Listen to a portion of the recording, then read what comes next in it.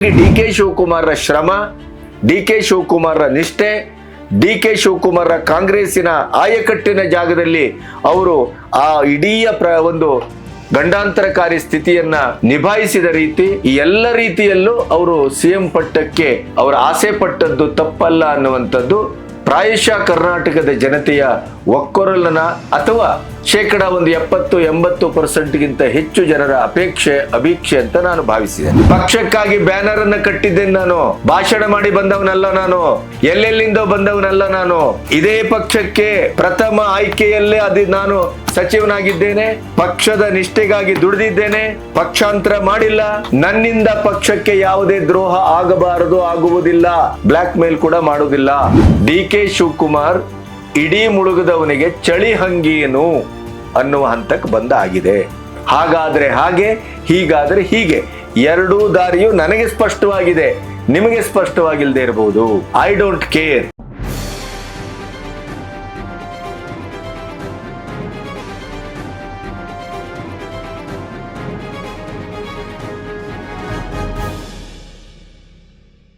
ನಮಸ್ತೆ, B Ganapati news ಚಾನಲ್ಗೆ ಸ್ವಾಗತ.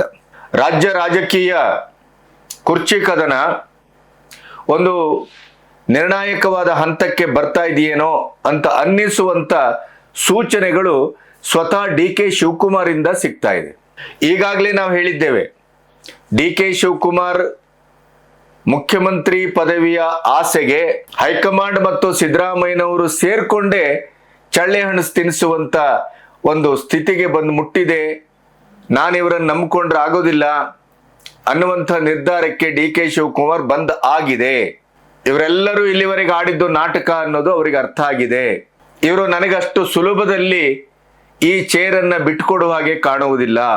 ಇದನ್ನೀಗ ಬಲಾತ್ಕಾರದಿಂದಲೋ, ಬ್ಲ್ಯಾಕ್ ಮೇಲಿಂದಲೋ, ಒತ್ತಡದಿಂದಲೋ, ರಾಜಕೀಯವಾಗಿ ನೇರ ಸಿಗದೇ ಇದ್ದಾಗ ಯಾವ ರೀತಿಯ ಹಿಂಬಾಗಿಲಿನ ಮತ್ತು ಅಡ್ಡದಾರಿಯ ರೆಸಾರ್ಟ್ ರಾಜಕೀಯದ ಮೂಲಕ ತಮ್ಮ ಅಗತ್ಯಗಳನ್ನು ಈಡೇರಿಸಿಕೊಳ್ಳುವಂತ ಇತ್ತೀಚಿನ ವರ್ಷಗಳ ಒಂದು ಪರಂಪರೆ ಏನಿದೆ, ಅದಕ್ಕೆ ಕೈ ಹಾಕುವ ಎಲ್ಲಾ ಸೂಚನೆಯನ್ನು ಡಿ ಕೆ ಶಿವಕುಮಾರ್ ಕೊಟ್ಟಾಗಿದೆ.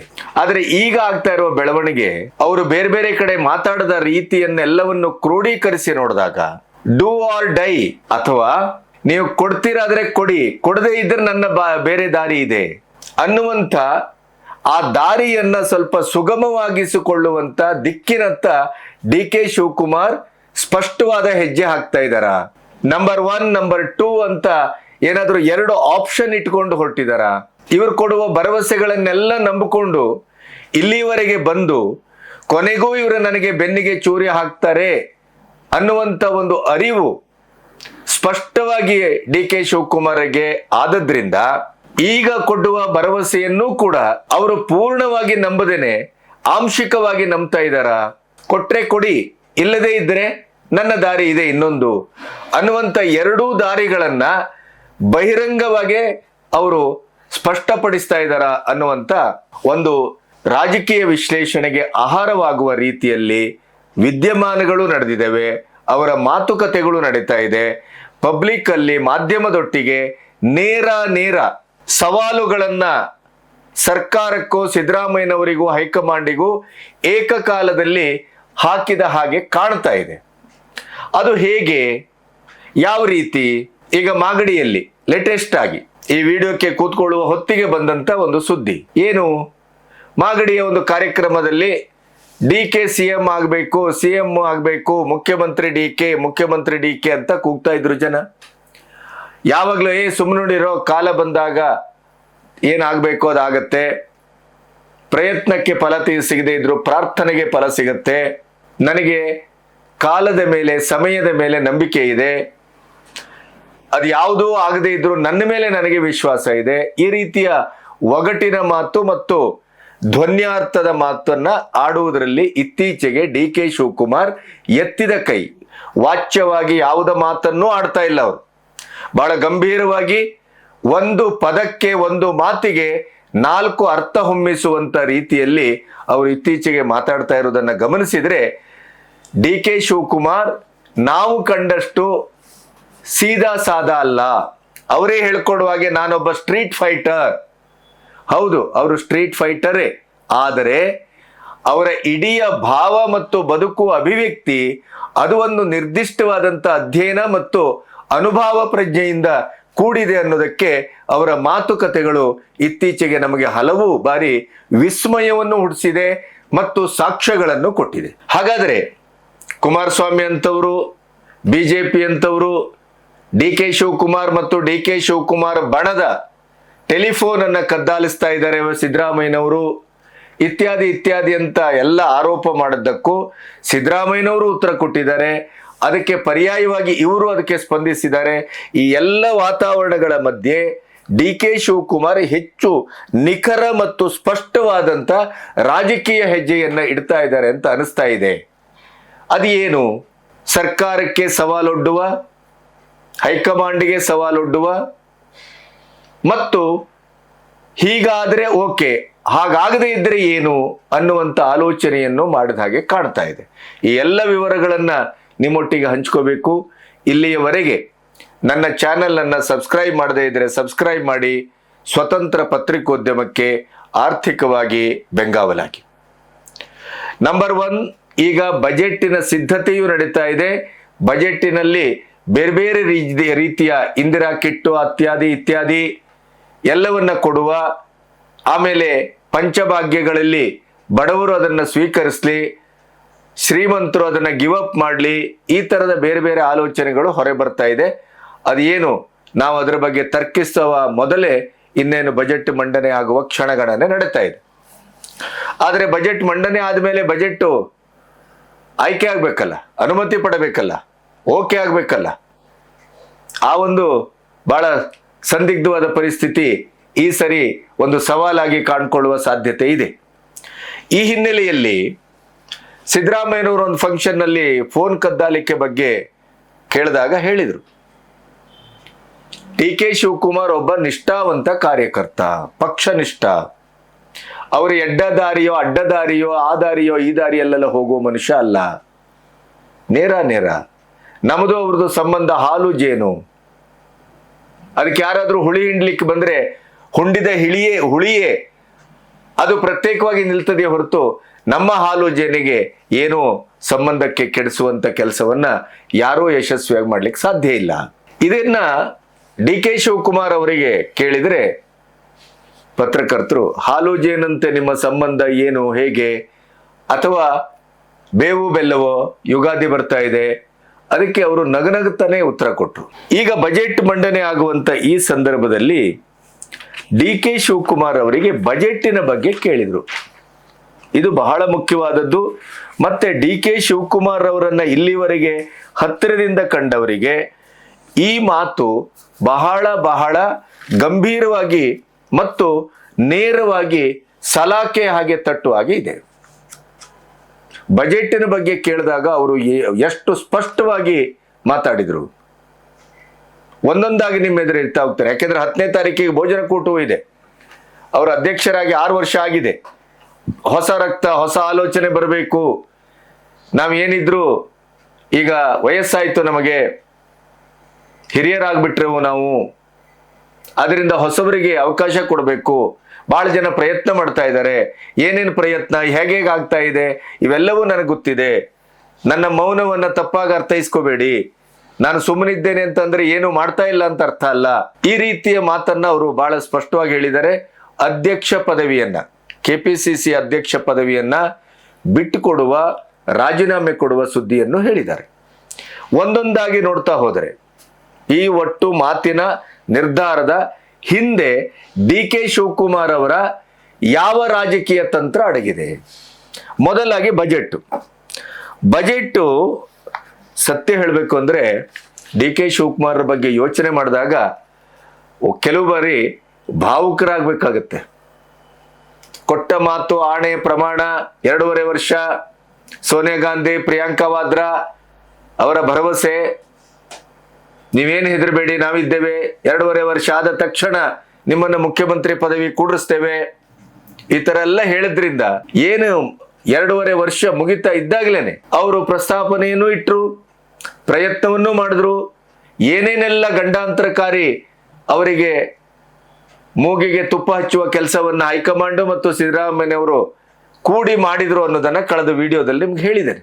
ಅವರು ಈ ಬಜೆಟ್ ಅನ್ನ ತಾನೇ ಮಂಡಿಸಬೇಕು ಅಂತ ಬಜೆಟ್ ಅನ್ನ ಇಡಿಯದಾಗಿ ಸಿದ್ಧ ಮಾಡಿಕೊಂಡಿದ್ರು ಅನ್ನುವಂತ ಸತ್ಯ ಈಗ ಹೊರಗೆ ಬರ್ತಾ ಇದೆ. ಅದರ ಬೌಂಡ್ ಕಾಪಿಯನ್ನು ಕೂಡ ತೆಗೆದಿಟ್ಕೊಂಡಿದ್ರು. ನಾನೇ ಬಜೆಟ್ ಅನ್ನ ಮಂಡಿಸಬೇಕು. ಆದ್ರೆ ಹೈಕಮಾಂಡ್ ಮತ್ತು ಸಿದ್ದರಾಮಯ್ಯನವರ ರಾಜಕೀಯ ತಂತ್ರ ಯಾವ ಮಟ್ಟಕ್ಕೆ ಅವರನ್ನ ಹತಾಶನಾಗಿತ್ತು ಅಂತಂದ್ರೆ, ಬಜೆಟ್ ಮಂಡಿಸೋದು ಬಿಡಿ, ಬಜೆಟ್ ನಂತರ ಆದ್ರೂ ಈಗ ಸಿಎಂ ಆಗ್ತಾರ ಅನ್ನೋದು ಪಕ್ಕ ಇಲ್ಲ. ನಮಗೆ ಇಲ್ಲಿಂದ ಮಾತಾಡುವವರಿಗೆ ಸುಲಭ, ಆದ್ರೆ ಸುದೀರ್ಘವಾಗಿ ಕಾಂಗ್ರೆಸ್ ಅನ್ನೇ ನಂಬಿಕೊಂಡು ಎಂತೆಂಥ ಅವಕಾಶಗಳು, ಎಂತೆಂಥ ಆಫರ್ಗಳು ಕಣ್ಣೆದುರು ಬಂದರೂ ಕೂಡ ತಿಹಾರಿ ಜೈಲನ್ನ ಒಪ್ಪಿಕೊಂಡ್ರೆ ಹೊರತು ಅವರು ಬಿಜೆಪಿಯ ಆಫರ್ ಅನ್ನ ಒಪ್ಕೊಂಡಿಲ್ಲ. ಅಂತ ಪಕ್ಷ ನಿಷ್ಠೆ, ಪಕ್ಷ ಅತಳ ವಿತಳ ಪಾತಾಳದಲ್ಲಿದ್ದಾಗಲೂ ಕೂಡ 136 ಸೀಟನ್ನ ತನ್ನ ಹೆಗಲ ಮೇಲೆ ಹೊತ್ತು ತಂದರು. ಅದಕ್ಕೆ ಇವತ್ತಿನವರೆಗೂ ಕೂಲಿ ಕೊಡ್ಲಿಕ್ಕೆ ಹೈಕಮಾಂಡ್ ಮೀನಮೇಷ ಮಾಡ್ತಾ ಇದೆ. ಇದು ದುರಂತ ಅಲ್ಲದೆ ಇನ್ನೇನು ಅಲ್ಲ ಅಂತ. ಬಹಳಷ್ಟು ಜನ ಹೇಳ್ತಾರೆ, ಅವ್ರು ಬಂದ್ರೆ ಹಂಗಾಗ್ತದೆ, ಹಿಂಗಾಗ್ತದೆ, ಅವ್ರ ಸ್ವಭಾವ, ಅವರು ಭ್ರಷ್ಟಾಚಾರಿ, ಅದು ಇದು. ಯಾರು ಶುದ್ಧವಾಗಿದ್ದಾರೆ ಅನ್ನುವ ಪ್ರಶ್ನೆಯನ್ನ ಮೊದಲು ಕೇಳಬೇಕಾಗತ್ತೆ. ಇವತ್ತಿನ ರಾಜಕೀಯದಲ್ಲಿ ನರೇಂದ್ರ ಮೋದಿ ಅವರನ್ನೊಬ್ಬರು ಬಿಟ್ರೆ ಇನ್ಯಾರು ಶುದ್ಧರಾಗಿದ್ದಾರೆ ಅದು ಬೇಡ. ಕೇಂದ್ರ ರಾಜಕೀಯವನ್ನ ಬೇರೆ ರೀತಿಯಲ್ಲಿ ಅರ್ಥ ಮಾಡೋಣ. ರಾಜ್ಯ ರಾಜಕೀಯದಲ್ಲಿ JDS ಇರಬಹುದು, ಬಿಜೆಪಿ ಇರಬಹುದು, ಕಾಂಗ್ರೆಸ್ ಇರಬಹುದು, ಯಾವುದು ಶುದ್ಧ ಹಸ್ತ ಇದೆ ಅಂತ ಒಂದು ತೋರಿಸ್ಬಿಡಿ ನೋಡೋಣ. ಅಂತ ಪರಿಸ್ಥಿತಿಯಲ್ಲಿ ಇವತ್ತು ನಮಗೆ ಕಳ್ಳರಲ್ಲಿ ಕಡಿಮೆ ಕಳ್ಳ ಯಾರು, ಸುಬಗ ಕಳ್ಳ ಯಾರು, ಕೆಟ್ಟವರಲ್ಲಿ ಒಳ್ಳೆ ಆ ಇಡೀ ಕೆಟ್ಟತನವನ್ನ ತೂಕಕ್ಕಾಕಿ ಪ್ರಮಾಣ ಬದ್ಧತೆಯಲ್ಲಿ ಆರಿಸುವಂತ ಕೆಲಸ ಇವತ್ತು ಮಾಡಬೇಕಾಗಿದೆ.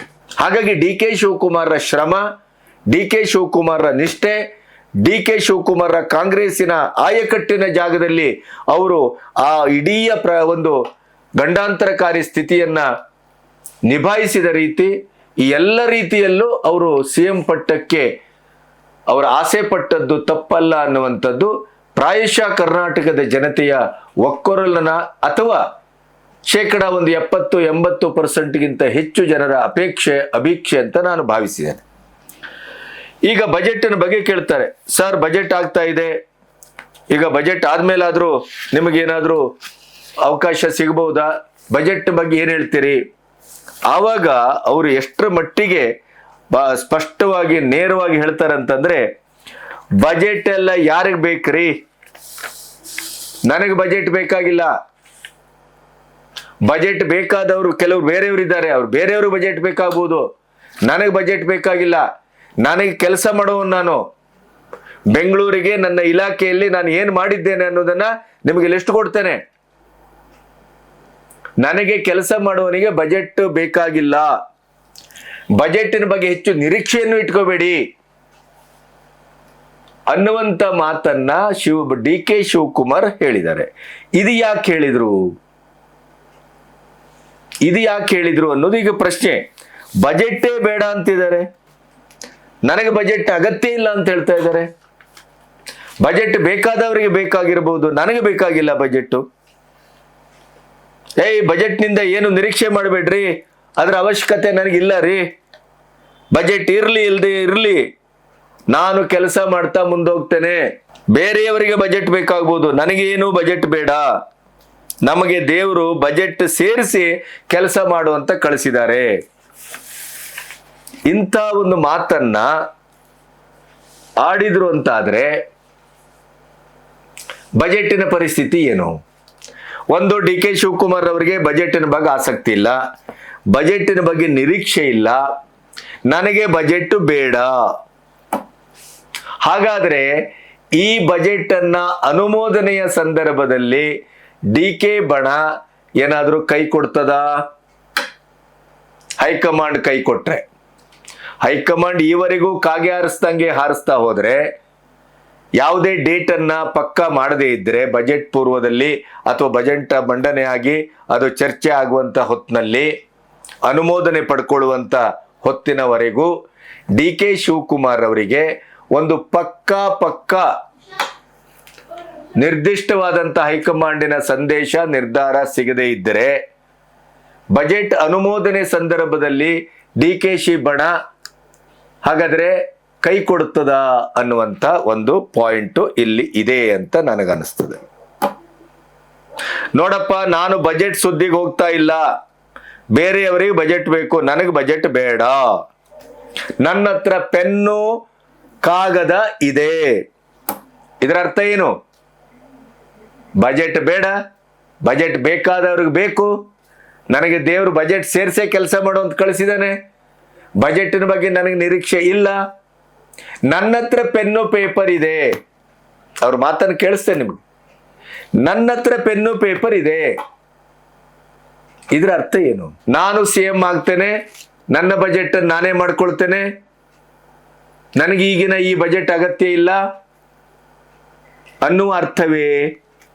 ಇದಕ್ಕೆ ಪೂರಕವಾಗಿ 10ನೇ ತಾರೀಕಿಗೆ ಭೋಜನ ಕೂಟವನ್ನು ಇಟ್ಕೊಂಡಿದ್ದಾರೆ.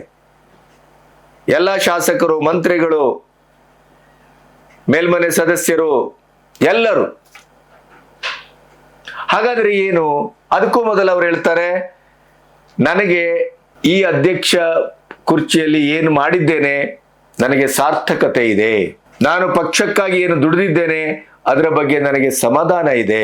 ಸ್ಟ್ರೀಟ್ ಫೈಟರ್ ನಾನು, ಪಕ್ಷಕ್ಕಾಗಿ ಬ್ಯಾನರ್ ಅನ್ನು ಕಟ್ಟಿದ್ದೇನೆ, ನಾನು ಭಾಷಣ ಮಾಡಿ ಬಂದವನಲ್ಲ, ನಾನು ಎಲ್ಲೆಲ್ಲಿಂದೋ ಬಂದವನಲ್ಲ, ನಾನು ಇದೇ ಪಕ್ಷಕ್ಕೆ ಪ್ರಥಮ ಆಯ್ಕೆಯಲ್ಲೇ ನಾನು ಸಚಿವನಾಗಿದ್ದೇನೆ, ಪಕ್ಷದ ನಿಷ್ಠೆಗಾಗಿ ದುಡಿದಿದ್ದೇನೆ, ಪಕ್ಷಾಂತರ ಮಾಡಿಲ್ಲ, ನನ್ನಿಂದ ಪಕ್ಷಕ್ಕೆ ಯಾವುದೇ ದ್ರೋಹ ಆಗಬಾರದು, ಆಗುವುದಿಲ್ಲ, ಬ್ಲ್ಯಾಕ್ ಮೇಲ್ ಕೂಡ ಮಾಡುವುದಿಲ್ಲ.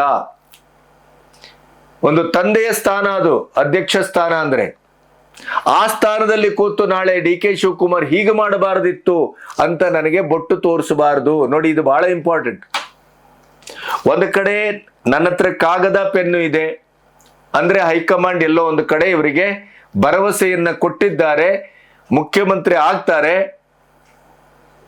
ಅನ್ನುವಂತ ಸೂಚನೆ. ಮಾಗಡಿಯಲ್ಲಿ ಕಾರ್ಯಕ್ರಮ, ಈಗ ಈ ವಿಡಿಯೋ ಮಾಡ್ತಾ ಇರುವಾಗ ಅಂತಂದಲ್ಲ, ಅಲ್ಲಿ ಒಂದು ಕಾರ್ಯಕ್ರಮ ನಡೀತಾ ಇತ್ತು. DK ಮುಖ್ಯಮಂತ್ರಿ ಆಗ್ಬೇಕು ಅಂತ ಘೋಷಣೆ ಕೂಗ್ತಾ ಇತ್ತು. ಮಂದಹಾಸದಲ್ಲೇ ಹೇಳಿದ್ರು, ಈಗ ಇದಕ್ಕೆ ಉತ್ತರ ಕೊಡುವುದಿಲ್ಲ,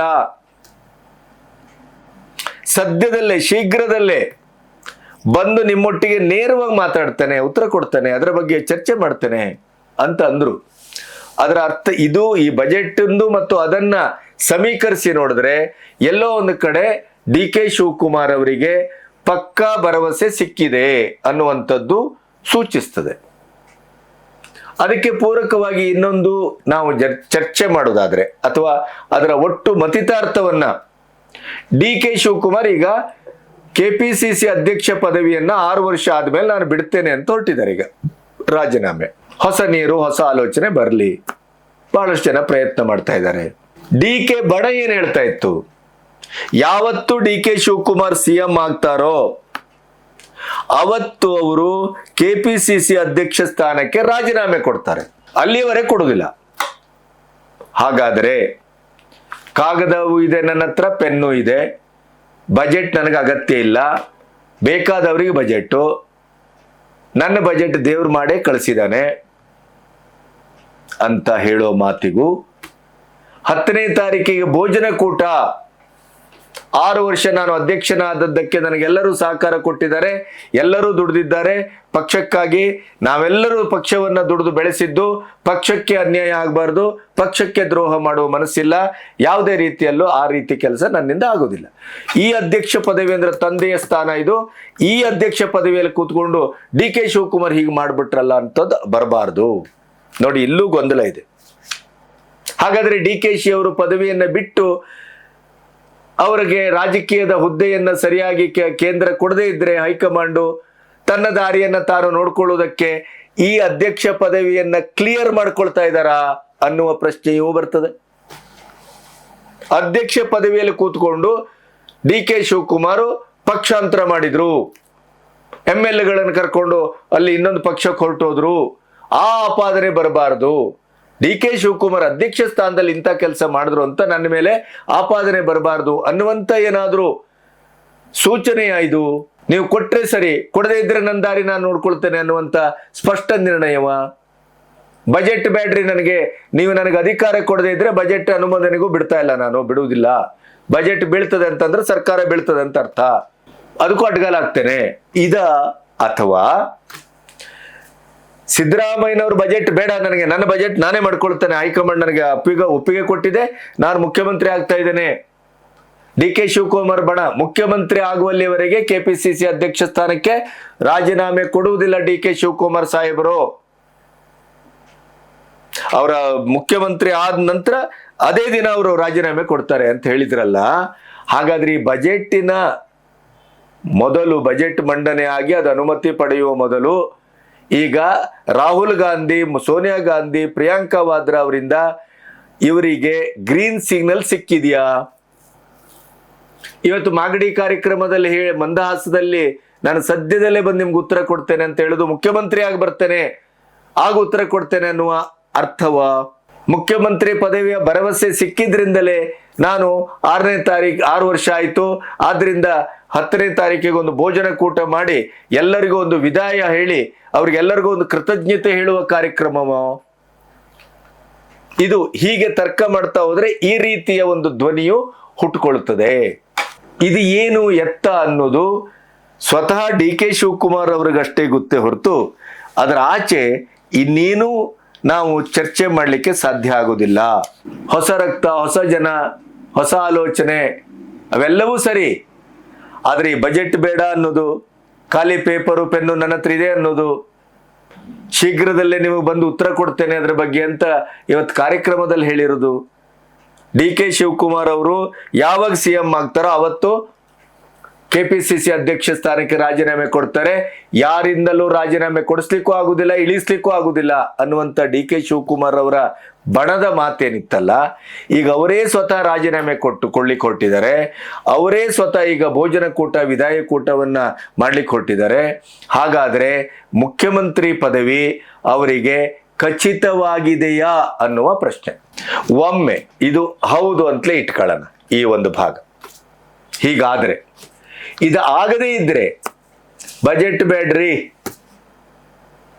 ನನಗೆ ಬಜೆಟ್ ಅಗತ್ಯ ಇಲ್ಲ, ನನ್ನ ಹತ್ರ ಪೆನ್ನು ಪೇಪರ್ ಇದೆ, ನಾನು ಸ್ಟ್ರೀಟ್ ಫೈಟರ್, ನನಗೆ ಹೋರಾಟಕ್ಕೆ ಗೊತ್ತು, ಏನ್ ಮಾಡಬೇಕು ಅಂತ ಗೊತ್ತು ಅನ್ನುವ ಈ ಮಾತಿನ ಅರ್ಥ, ಮತ್ತೆ ಅಧ್ಯಕ್ಷ ಪದವಿಯನ್ನ ಯಾವತ್ತೂ ಇಲ್ಲಿವರೆಗೆ ಬಿಡಲಿಕ್ಕೆ ಹೊರಡದೇ ಇದ್ದಂತ ವ್ಯಕ್ತಿ ಈಗ ಬಿಡ್ತಾ ಇದ್ದಾರೆ ಅಂತಂದ್ರೆ, ನಾನು ಆ ಪದವಿಯಲ್ಲಿದ್ದು ರಾಜಕೀಯವನ್ನ ಮಾಡಬಾರದು, ಆ ಪದವಿಯಲ್ಲಿದ್ದು ನನ್ನ ಸಿಎಂ ಪಟ್ಟದ ಕನಸಿಗಾಗಿ ನಾನು ಮಾಡುವ ಆತ್ಯಂತಿಕ ಕೊನೆಯ ಹೋರಾಟ ಅಸ್ತ್ರವನ್ನ ನಾನು ಬಳಸಬಾರದು.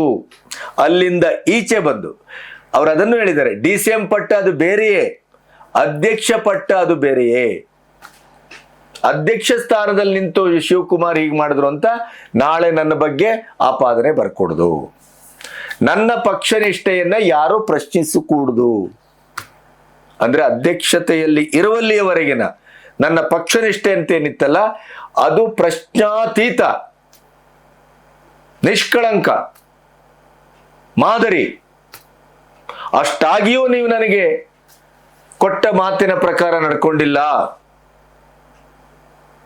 ಮಾತು ಕೊಟ್ಟದ್ದನ್ನು ಉಳಿಸಿಕೊಳ್ಳಿಲ್ಲ. ಇದಕ್ಕೆ ಸೇಮ್ ಟು ಸೇಮ್ 2020 ಮ್ಯಾಚ್ ಅನ್ನ ಯಡಿಯೂರಪ್ಪ ಮತ್ತು ಕುಮಾರಸ್ವಾಮಿ ಆಡಿದ್ರಲ್ಲ, ಅದಕ್ಕೆ ಇದು ಸಮೀಕರಣವಾಗಿ ನಿಲ್ತದೆ. ಕೊಟ್ಟ ಮಾತನ್ನ ಉಳಿಸಿಕೊಳ್ಳದೆ ಇದ್ದಾಗ ಕುಮಾರಸ್ವಾಮಿ ಜನತಾದಳ ಪರಿಸ್ಥಿತಿ ಯಾವ ರೀತಿ ಅಧೋಗತಿ ಬಂತು, ಯಾರು ನಿರೀಕ್ಷೆ ಮಾಡದೇ ಇದ್ದ ರೀತಿಯಲ್ಲಿ ಯಡಿಯೂರಪ್ಪನವರು ಹೇಗೆ ಜನಬೆಂಬಲವನ್ನ ಭಾವುಕತೆಯಿಂದ ಪಡ್ಕೊಂಡು ಬಂದ್ರು, ಪ್ರಾಯಶಃ ಅದೇ ಇಲ್ಲಿ ರಿಪೀಟ್ ಆಗುವ ಸಾಧ್ಯತೆಯು ಕಾಣ್ತಾ ಇದೆ. ನಾನು ಎಲ್ಲವನ್ನೂ ಮಾಡಿದೆ, ಎಲ್ಲ ತಾಳ್ಮೆಯನ್ನು ವಹಿಸಿದೆ, ಎಲ್ಲ ಅವ್ರು ಹೇಳ್ದಂಗೆ ಕೇಳಿದೆ, ಇವತ್ತಾಗತ್ತೆ ನಾಳೆ ಆಗತ್ತೆ, ಎಸ್ ಕಾದೆ ಕಾದೆ ಕಾದೆ. ಕೊನೆಗೂ ಡಿ ಕೆ ಸುರೇಶ್ ಹೇಳಿದ್ರಲ್ಲ, ಕಾಯುವುದಕ್ಕೂ ಒಂದು ಕೊನೆ ಇದೆ, ತಾಳ್ಮೆಗೂ ಒಂದು ಕೊನೆ ಇದೆ. ಈ ಎಲ್ಲವನ್ನ ನೋಡಿದ್ರೆ ನೀವು ಎಸ್ ಕೊಡ್ತಿರೋ, ನನ್ನನ್ನು ಮಾಡ್ತಿರೋ, ಭರವಸೆ ನೀಡೇರಿಸ್ತಿರೋ, ಎಸ್ ಆ ದಾರಿಯಲ್ಲಿ ನನ್ನ ಸ್ಪಷ್ಟತೆ ಇದೆ. ನೀವು ನನಗೆ ಈಗಲೂ ಮೋಸ ಮಾಡ್ತಿರೋ, ವಂಚನೆ ಮಾಡ್ತಿರೋ, ಅದಕ್ಕೆ ನಾನು ಸರ್ಕಾರಕ್ಕೆ ಸವಾಲು ಹಾಕುವಂತ ಒಂದು ದಾಷ್ಟ್ಯವೂ ಇದೆ, ಬಲವೂ ಇದೆ, ನನಗೆ ತಾಕತ್ತು ಇದೆ. ಹಾಗಾಗಿ ಎರಡೂ ಮಾರ್ಗವನ್ನು ನಾನು ಸ್ಪಷ್ಟವಾಗಿ ನಿರಾಳವಾಗಿಸಿಕೊಳ್ತಾ ಇದ್ದೇನೆ. ಪ್ರಾಯಶಃ ಈ ಎರಡು ಅವರ ಮಾತೇನಿದೆಯಲ್ಲ ಅದು ಇವನ್ನ ಸೂಚಿಸ್ತದೆ.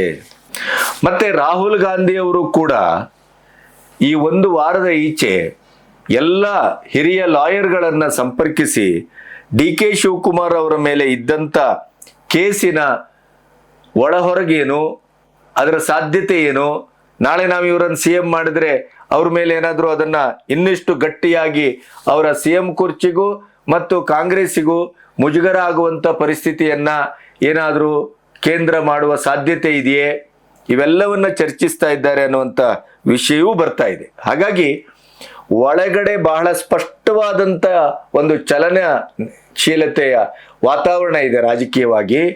ಅದು ಒಂದೋ ಇವರಿಗೆ ಪಕ್ಕ ಆಗಿದೆ, ಡಿ.ಕೆ. ಶಿವಕುಮಾರ್ಗೆ ಪಕ್ಕ ಆಗದೇನೆ ಇನ್ನೂ ಮೋಸ ಮಾಡ್ತಾರೆ, ನನಗೆ ಕೊನೆ ಗಳಿಗೆಯಲ್ಲಿ ಇವ್ರು ಕೈ ಕೊಡ್ತಾರೆ, ಬಜೆಟ್ ಅನ್ನು ಮಂಡಿಸಿ ಅದು ಓಕೆ ಮಾಡಿಸ್ಕೊಂಡು ಕೊನೆಗೆ ಇದು ಆಸಾಂ ಚುನಾವಣೆ, ಇನ್ನೊಂದು ರಾಜ್ಯಸಭಾ ಚುನಾವಣೆ ಮಗದೊಂದು ಅಂತ ಹೇಳಿ ಸಿದ್ದರಾಮಯ್ಯನವರೇ ಮುಂದುವರಿಸ್ತಾರೆ ಅಂತ ಆದ್ರೆ ನಾನು ಬಜೆಟ್ಗೆನೇ ಕೈ ಕೊಡ್ತೇನೆ ಅನ್ನುವಂಥ ಒಂದು ಸ್ಪಷ್ಟತೆಗೆ ಡಿ.ಕೆ. ಶಿವಕುಮಾರ್ ಬಂದಾಗ ಕಾಣುತ್ತೆ. ಎನಿವೆ ಆ ಎರಡೂ ರೀತಿಯ ಮಾತನ್ನು ನಿಮಗೆ ತೋರಿಸ್ತೇವೆ. ಒಂದು ಏನು ಅಂತಂದ್ರೆ ಬಜೆಟ್ನ ಬಗ್ಗೆ ಅವರು ಮಾತಾಡಿದ್ದನ್ನು ತೋರಿಸ್ತೇವೆ, ಮತ್ತೆ ಇನ್ನೊಂದು ರೀತಿಯಲ್ಲಿ ಅವರು ಮಾತಾಡಿದ್ದನ್ನು, ಪಕ್ಷವನ್ನು ನಾನು ಹೀಗೆ ಕಟ್ಟಿದ್ದೇನೆ, ಬೆಳೆಸಿದ್ದೇನೆ, ಅಧ್ಯಕ್ಷ ಸ್ಥಾನದಲ್ಲಿ ನಿಂತು ನಾವು ಯಾವುದನ್ನೇ ಮಾಡಿದ್ರು ಅದು ತಪ್ಪಾಗತ್ತೆ, ಮಾಡಬಾರದು ಅಂತ ಹೇಳುವಂತ ಮಾತು, ಅದು ಎರಡನ್ನು ನಿಮಗೆ ತೋರಿಸ್ತೇವೆ. ಒಂದಂತೂ ಸ್ಪಷ್ಟ, ಡಿ.ಕೆ. ಶಿವಕುಮಾರ್ ಇಡೀ ಮುಳುಗದವನಿಗೆ ಚಳಿ ಹಂಗೇನು ಅನ್ನುವ ಹಂತಕ್ಕೆ ಬಂದ ಆಗಿದೆ. ಹಾಗಾದ್ರೆ ಹಾಗೆ, ಹೀಗಾದ್ರೆ ಹೀಗೆ, ಎರಡೂ ದಾರಿಯು ನನಗೆ ಸ್ಪಷ್ಟವಾಗಿದೆ, ನಿಮಗೆ ಸ್ಪಷ್ಟವಾಗಿಲ್ಲದೆ ಇರಬಹುದು. I don't care. ನಿಮ್ಮ ಹಣೆ ಬರವೂ ಗೊತ್ತಾಗಿದೆ, ನಿಮ್ಮ ಮಾತು ವಚನಬದ್ಧತೆಯ ಕಥೆಯೂ ಗೊತ್ತಾಗಿದೆ, ನೀವು ಏನ್ ಮಾಡ್ಲಿಕ್ಕೆ ಹೊರಟಿದ್ದೀರಿ ಅನ್ನೋ ಅರಿವು ನನಗಿದೆ. ಅದನ್ನು ಹೇಳಿದ್ದಾರೆ ಅವರು, ಯಾರ್ಯಾರು ಏನೇನ್ ಮಾಡ್ತಾ ಇದ್ದಾರೆ ನನಗೆ ಅರ್ಥ ಇದೆ, ಅರಿವಿದೆ. ಹಾಗಾಗಿ ಡಿ.ಕೆ. ಶಿವಕುಮಾರ್ ನಿರ್ಣಾಯಕ ಹಂತಕ್ಕೆ ಬಂದು ಮುಟ್ಟಿದ್ದಾರೆ. ಸರ್ಕಾರ ಒಂದು ಉಳಿತದೆ ಇಲ್ಲ ಬೀಳ್ತದೆ ಅನ್ನೋದ್ರ ಬಗ್ಗೆ ಯಾವುದೇ ಇದು ಸಂಶಯವೂ ಬೇಡ. ಡಿ.ಕೆ. ಶಿವಕುಮಾರ್ಗೆ CM ಪಟ್ಟವನ್ನು ಕೊಟ್ರೆ ಬಜೆಟ್ಟು ಸಲೀಸಾಗಿ ಪಾಸ್ ಆಗ್ತದೆ, ಸರ್ಕಾರದ ಮಾನ ಸನ್ಮಾನವು ಉಳಿತದೆ, ಎಲ್ಲವೂ ಸುಭಗತನದಿಂದ ನಡೆಯುತ್ತದೆ. ಒಮ್ಮೆ ಇವರು ಡಿ.ಕೆ. ಶಿವಕುಮಾರ್ಗೆ ಈಗಲೂ ಮೋಸ ಮಾಡುವಂತ ಆಲೋಚನೆಗೆ ಮುಂದಾದರೆ ಪ್ರಾಯಶಃ ಸರ್ಕಾರಕ್ಕೆ ಕುತ್ತು ಬರುವ ಎಲ್ಲ ಲಕ್ಷಣಗಳು ಇದೆ. ಅಧ್ಯಕ್ಷ ಪದವಿಯನ್ನು ಬಿಟ್ಟ ಮೇಲೆ ಅವರು ಫ್ರೀ ಬರ್ಡು. ಆವಾಗ ಅವರ ಬಣ ಯಾವ ನಿರ್ಧಾರವನ್ನು ಎಷ್ಟೊತ್ತಿಗೂ ತೆಗೆದುಕೊಳ್ಳಬಹುದು. ಇಂಥ ಒಂದು ಸ್ಪಷ್ಟತೆಗೆ ಡಿ.ಕೆ. ಶಿವಕುಮಾರ್ ಬಂದಿರೋದ್ರಿಂದ ಸರ್ಕಾರ, ಅದರ ಭವಿಷ್ಯ ಅಯೋಮಯವಾಗಿದೆ. ನಮಸ್ತೆ. ಸರ್, ಬಜೆಟ್ ಇದೆ, ಜಿಲ್ಲೆಯ ಜನ ಏನ್ ನಿರೀಕ್ಷೆ ಮಾಡಬಹುದು ಸರ್? ಬಜೆಟ್ ಇದೆ, ಜಿಲ್ಲೆಯ ಜನ ಬಜೆಟ್ ಇಂದ ಏನು ನಿರೀಕ್ಷೆ ಮಾಡೋ ಅವಶ್ಯಕತೆ ಇಲ್ಲ ರೀ. ಬಜೆಟ್ ಇರಲಿ, ಬಜೆಟ್ ಇಲ್ಲದೆ ಹೋಗಲಿ, ನಾವು ಕೆಲಸಗಳನ್ನ ನಾವು ಮಾಡ್ತಾ ಇದೀವಿ. ನಮಗೆ ಬೇರೆಯವ್ರಿಗೆ ಬೇಕಾದ ಬಜೆಟ್, ನಮ್ಗೇನು ಬಜೆಟ್ ಬೇಡ. ನಮಗೆ ದೇವರು ಬಜೆಟಲ್ಲಿ ಸೇರಿಸಿ ಕೆಲಸ ಮಾಡಬೇಕು ಅಂತೇನಿಲ್ಲ. ಈಗ ಬಜೆಟ್ ಹಿಂದೆ ಕುಮಾರಸ್ವಾಮಿ ಇದ್ದಾಗ ಸೇರಿಸಿದೆ ನಮ್ಮ ಮೆಡಿಕಲ್ ಕಾಲೇಜ್ನ. 200 ರೂಪಾಯಿ ಬಂದು ತೆಗೆದಾಕ್ಬಿಟ್ರು, ತಗೊಂಡು ಎತ್ಕೊಂಡೋಗಿ ಚಿಕ್ಕಬಳ್ಳಾಪುರಕ್ಕೆ ಹಾಕೊಂಡು. ಸರ್, ಈಗ ಆ ಬಜೆಟ್ ಅಲ್ಲಿ ಜಿಲ್ಲೆಗೆ ಸಾಕಷ್ಟು ಸಿಗುತ್ತೆ ಅನ್ನುವಂಥ ನಿರೀಕ್ಷೆ ಇದೆ ಸರ್. ನೋಡಪ್ಪ, ಆದ್ಮೇಲೆ ಜಿಲ್ಲೆಗೆ ಸಾಕಷ್ಟು ನೋಡಿ, ನಿರೀಕ್ಷೆ ನಾನು ಬಜೆಟ್ ಸುದ್ದಿಗೆ ನಾನು ಹೋಗ್ತಾ ಪಾಪ ಬೇರೆಯವ್ರಿಗೆ ಬಜೆಟ್ ಬೇಕು, ನಮ್ಗೇನು ಬಜೆಟ್ ಬೇಡ. ಪೆನ್ನು ಪೇಪರ್ ಅಂತಾನೆ ಇದೆ. ಆ ಬಗ್ಗೆ ಎಲ್ಲರಿಗೂ ಕೂಡ ಇದೆ ಸರ್. ಪೆನ್ನು ಪೇಪರ್ ಆದ್ಮೇಲೆ ಏನ್ ಸಿಗುತ್ತೆ ಅಂತ ಸರ್? ಬಜೆಟ್ ಆದ್ಮೇಲೆ ಏನಾದ್ರು ಬೆಳವಣಿಗೆಗಳು ಜಿಲ್ಲೆ ಕಾದು ಮುಂದುವರಿತಾರೆ ಸರ್. ನೀವು 6ನೇ ವರ್ಷ ದಾಖಲೆ ಆಗಿತ್ತು, 2ನೇ ವರ್ಷ ಕಂಟಿನ್ಯೂ ಆಗ್ತಾರೆ ಸರ್. ಇಂದ ಪರ್ಮಿಷನ್ 8 ವರ್ಷ ಇತ್ತು.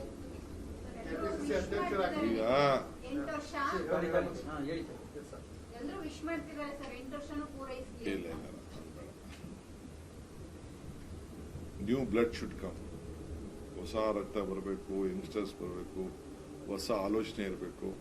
ನಾವೆಲ್ಲ ನಾನು ಫಸ್ಟ್ ಟರ್ಮ್ಗೆ MLA ಮಂತ್ರಿ ಆದ್ರು ನಾವೆಲ್ಲ ನಾನು, ಪರಮೇಶ್ವರು, HK ಪಾಟೀಲು, ರಾಮಲಿಂಗಾರೆಡ್ಡಿ, ನಾವೆಲ್ಲ ಆಯ್ತು, ನಮ್ದೆಲ್ಲ ಟರ್ಮ್ ಮುಗಿದೋಯ್ತು.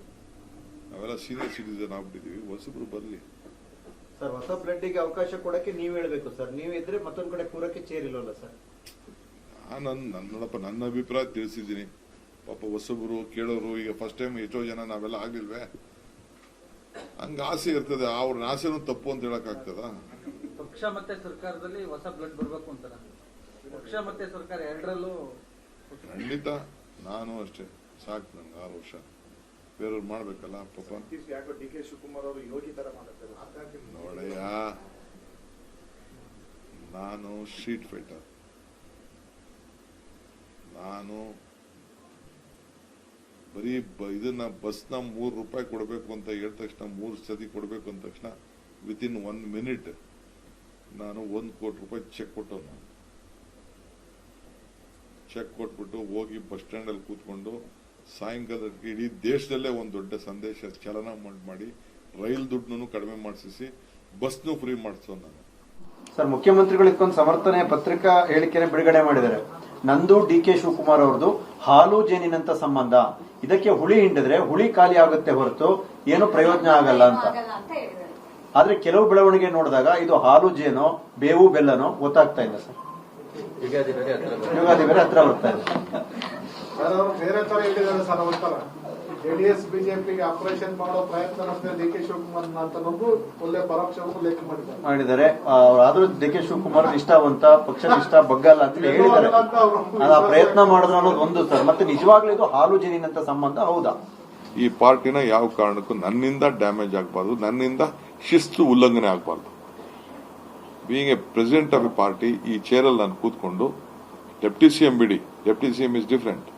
ಬೀಯಿಂಗ್ ಪಕ್ಷದ ಅಧ್ಯಕ್ಷನಾಗಿದ್ಕೊಂಡು ನಾನು ಆ ಸ್ಥಾನಕ್ಕೆ ನಾಳೆ ಬೆಳಗ್ಗೆ ನನಗೆ ಯಾರು ಪಾಯಿಂಟ್ ಔಟ್ ಮಾಡಬಾರ್ದು. ನೀನೊಬ್ಬ ತಂದೆ ಸ್ಥಾನದಲ್ಲಿ ಕೂತ್ಕೊಂಡು ನೀನು ಈ ರೀತಿ ಅನ್ಯಾಯ ಮಾಡ್ತಾ ಇದೆಯಾ, ಈ ಪಕ್ಷ ಕೊಲ್ತಾ ಇದೆಯಾ ಅಂತ ನನಗೆ ಯಾರು ಕಾಮೆಂಟ್ ಮಾಡಬಾರ್ದು ಅಂತೀನಿ.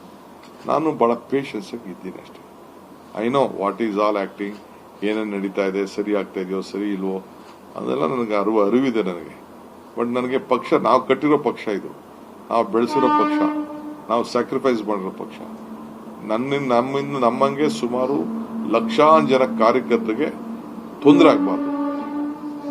ಅವರೆಲ್ಲ ಸೇರಿ ನಮ್ಮ ಅಧಿಕಾರದಲ್ಲಿ ಕುಣಿಸೋರೆ.